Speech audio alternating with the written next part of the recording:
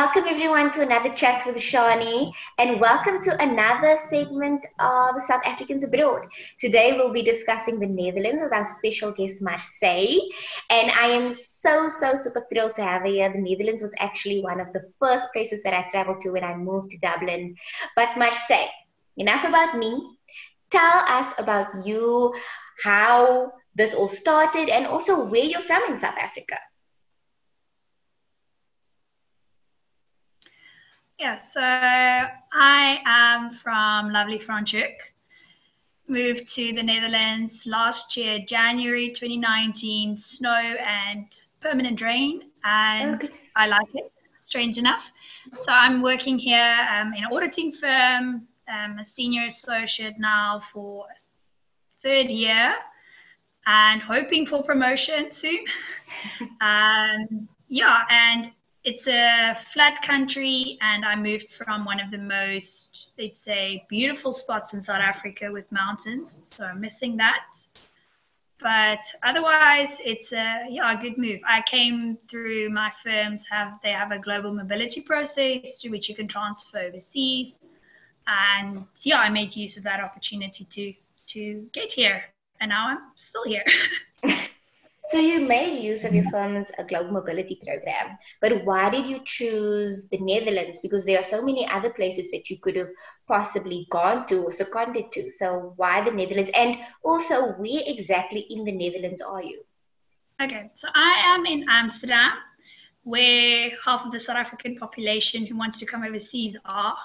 You actually hear Afrikaans and the South African English, you hear that in the train, literally. That's how many people there are. That was not the reason I picked it. I had an opportunity to go to Geneva in Switzerland as well, and then Amsterdam here. And my main consideration was for ease of settling in. So although Switzerland is lovely, reminds me much more of Franschhoek than Amsterdam, but I would have been in the French part, and it's quite exciting to travel in a country where you don't speak the language. It's another matter of getting your Wi-Fi to work and figuring out all the admin stuff, exchanging your license, getting your power to work. All of the technical stuff you need to do, sort out all the admin. So yeah, for me, I chose the Netherlands, from that point. I wanted to, on the one hand, you want to travel, yes, but you also need to work, and it's still going to be all the admin stuff you need to do in South Africa, and I didn't want to struggle to such an extent. So even though we've got Dutch as a language here, they are very English orientated because of there's a lot of global headquarters here. I hear more English on a day than I hear Dutch. In Amsterdam at least. So for me that was, let's say, the main consideration. And then the other one is they've got direct flights to Cape Town. Ah, that's true, with KLM.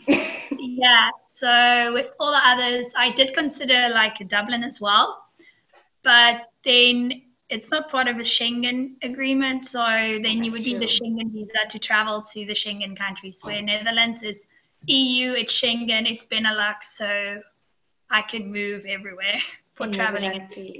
That's actually very smart. So if any of you want to move to Europe and you want to travel in the Schengen states, try actually going to a Schengen state to go and live. Dublin is not a part of the Schengen states, it's part of the EU, but you would need a Schengen visa if you move to Dublin in order to travel to the rest of Europe. Then tell us, so you lived in Franschhoek, you lived in Paul, you've worked in Stellenbosch, you're now in the Netherlands. What has been the major changes in terms of your quality of life since you've left South Africa? For me, the biggest thing is I'm a runner. So as you all know, in South Africa, you don't go running, women alone. You don't go running when it's dark.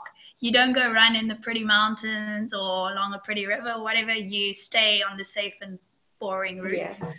Where here in the Netherlands, literally, we're a bunch of girls running at 5 o'clock in the morning. It's pitch black dark, and we run in a park, and then we run along a river in the countryside, and it's still dark. So for me, the biggest change I felt is in the sense of, I would say, it's not just the lack of crime, really. It's what else it relate, what else it implicates in your life. So for me, it's about, I would say, the freedom of movement. In South Africa, typically as a single person, I wouldn't meet up with people on a Friday evening if I still need to drive far, drive back in the dark, that kind of thing. Where here, literally, we would have a picnic till like 11 o'clock at night somewhere in a park, and you cycle back. So yeah, it's not to focus on the crime, but really you only realize how much it influences your decision and your hobbies and your lifestyle once you move over here. So yeah, I would say lifestyle wise, that was the biggest change for me.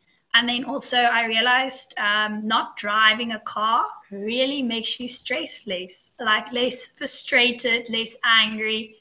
And yeah, now you can read, phone your friends, whatever on the metro, and you're not sitting there in traffic. So you don't, it's a small thing, but I feel like I didn't realize how much it impacts your life. And was there any changes in terms of food and where you would normally eat? Is that part of your lifestyle better, or is it more lacking? Because we all know that South African food is really good. Oh, amazing. Don't show this to Dutch people, but their food is really bad. It's apologies, you guys can do sweets and baking stuff. It's very nice, and beer is amazing, but you can't make food, really. It's not bad, it's more just lack of taste. So it's not our South Africa where you've got spices and sauces, like we've got flavor. Yes. So we do miss that a lot, but I think it's also in how you make food. So we try and make more food on our own, and we'd eat more at each other's houses for dinners. Amsterdam is crazy expensive. It's like Dublin, like Geneva, which is a perk if you want to travel, because then any country you go to is normally either just as expensive or cheaper. I remember that Amsterdam was actually the most expensive place that I've traveled to, other than France, but it is quite expensive to be there, even if it's just for a weekend. Yeah, so we don't, I would say, don't eat out as much dinner-wise, but breakfast, brunch, going for drinks and a snack, that's more on the same level than in South Africa.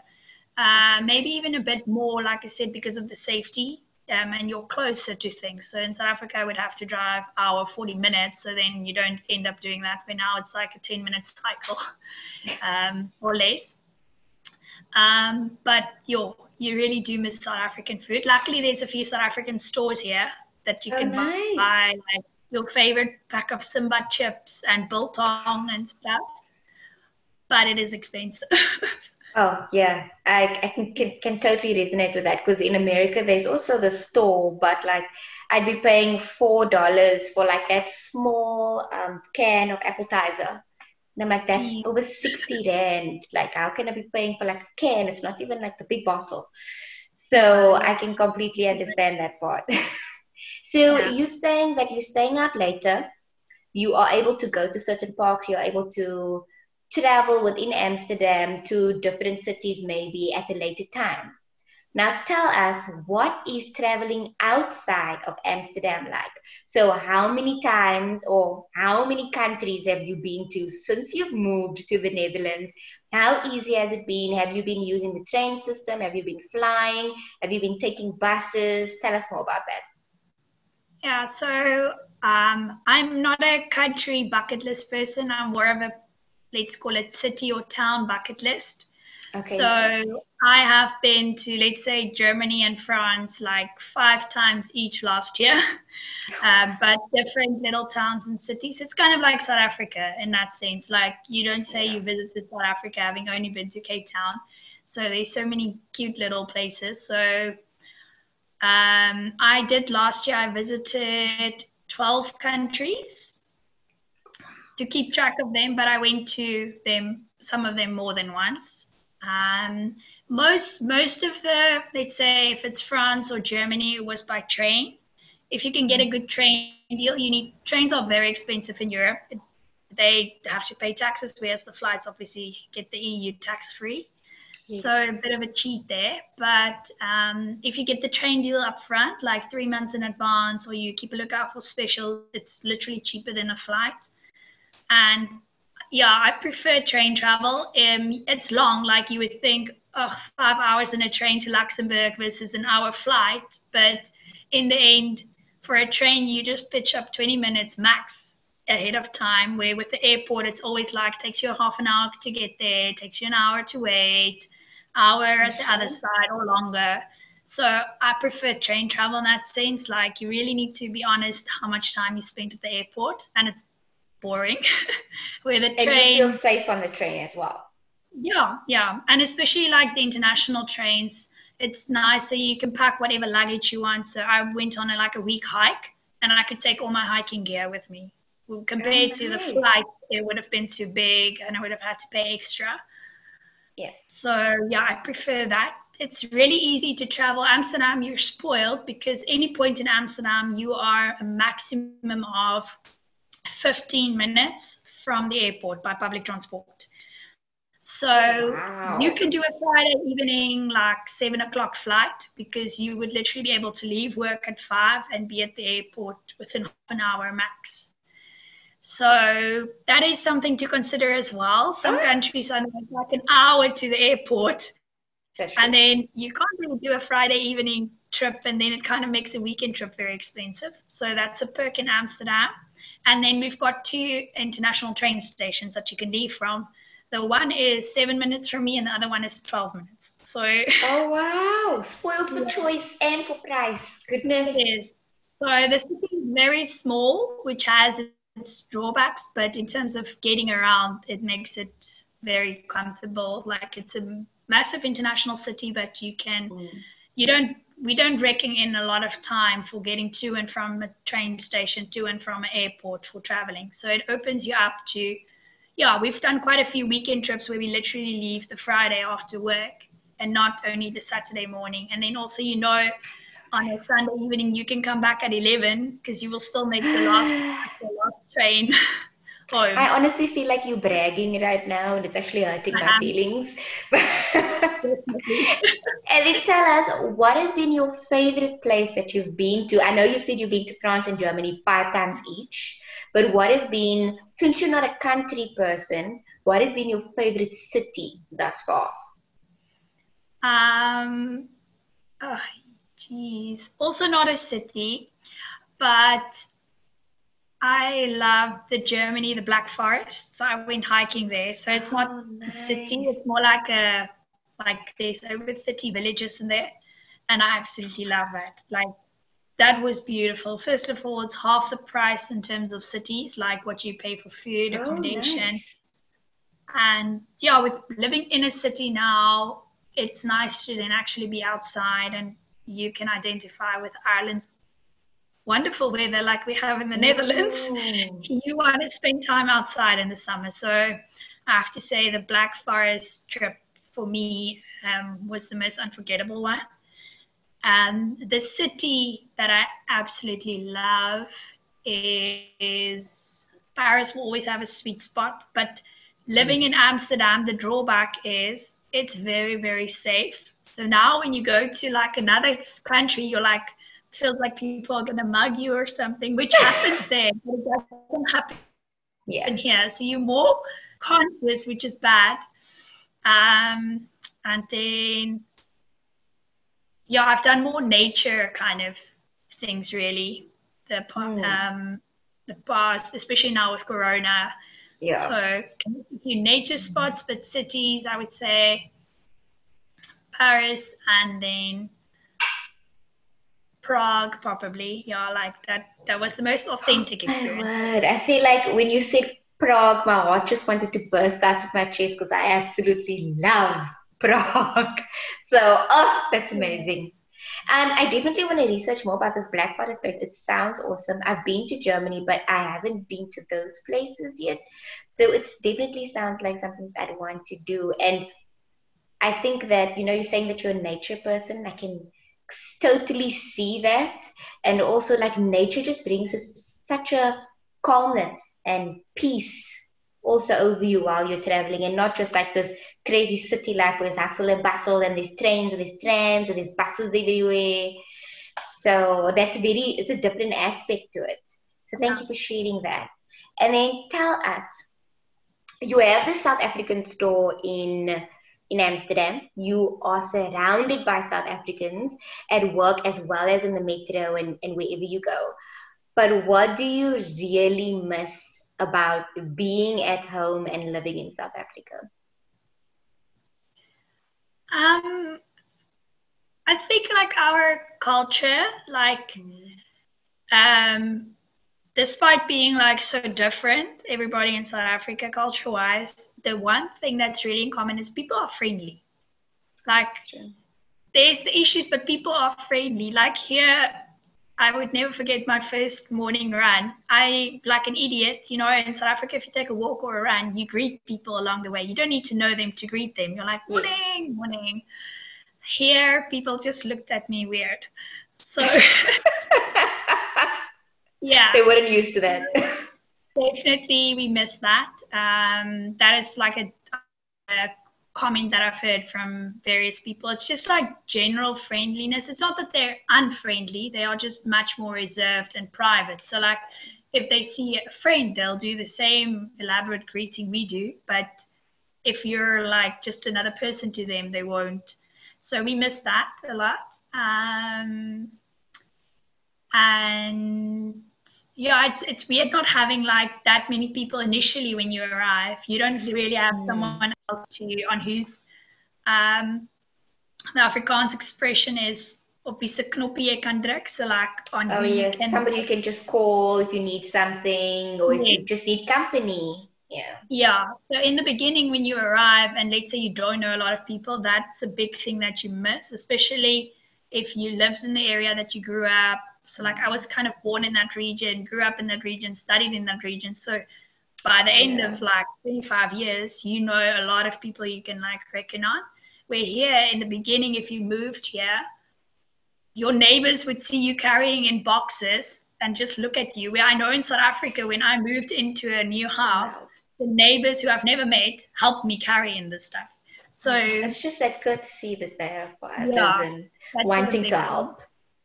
Yeah, I think it might also be a city life thing because maybe it's different in the countryside. I can't. That is true. Can't maybe say it for that, but the city is definitely more reserved, more private. Yeah.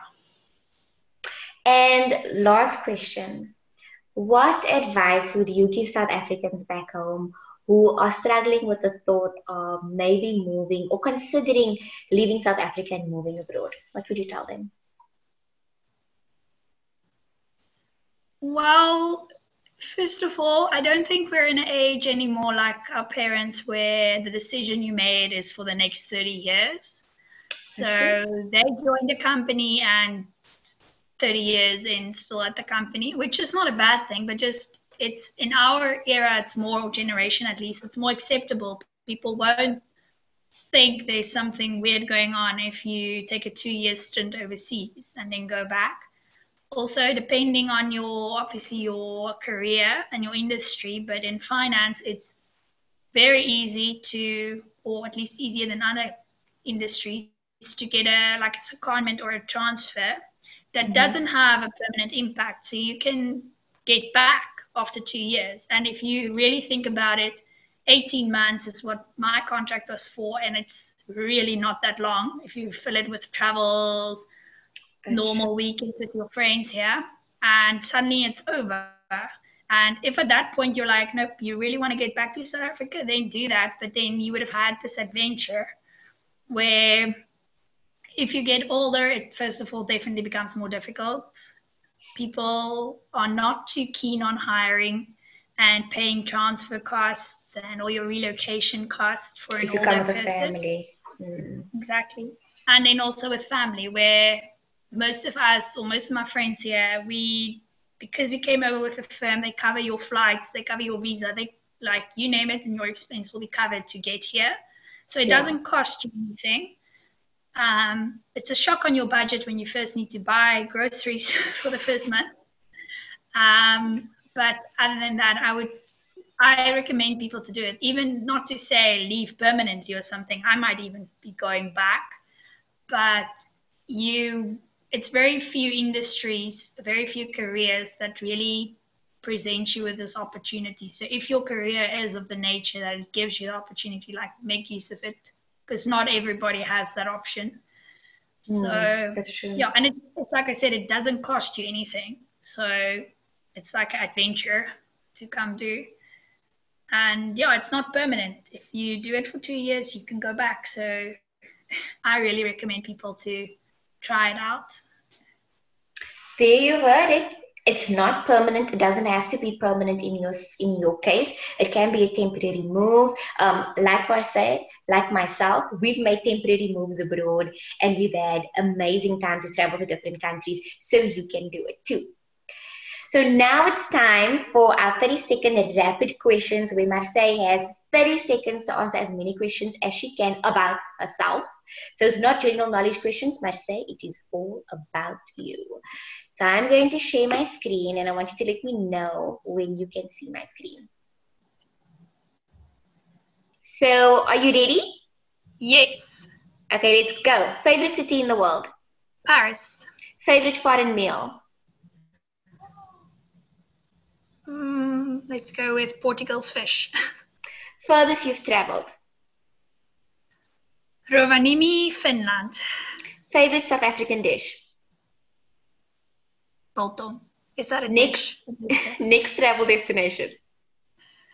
Vienna, Austria. What's the first thing you'll do post-COVID? Home. No. You'll go home? I love it. I'll go home. So Marsy, you got 6 questions, right? Or not right. You answered 6 questions, which is about our average. And thank you so much for participating in the segment of Chatz with Charnie. Thanks for sharing your experiences in the Netherlands and in Amsterdam, and giving our viewers just that advice and motivating them to go out and to travel and to move abroad, get out of their comfort zone. I wish you all the best with the remainder of your time in Amsterdam. I wish you loads of travel and loads of safe nights, loads of safe runs, and just an enjoyable experience further. Very much, yeah. Okay. That's good. Ciao. All right. Ciao. Bye.